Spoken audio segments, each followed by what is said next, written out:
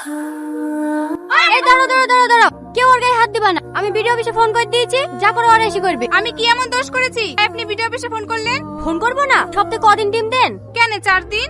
কি মিথ্যে কথা বলছে রে? কত সপ্তাহে যে 2 দিন দিলি? দাঁড়াও ভাবি দাঁড়াও, তোমার কথাই মেনে নিচ্ছি।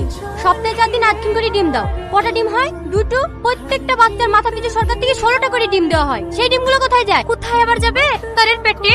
সকালবেলা সিদ্ধ করে করে দেয় যে, ভুড়িটা দেখতে পাও না? মনে হয় চালের বস্তা বেঁধে বাড়াইছে। দেখো, বেশি উল্টাপাল্টা কথা বলবা না। খিচুড়ি নিতে চাইলে নাও, না হলে ঘুরে বাড়ি চলে যাও।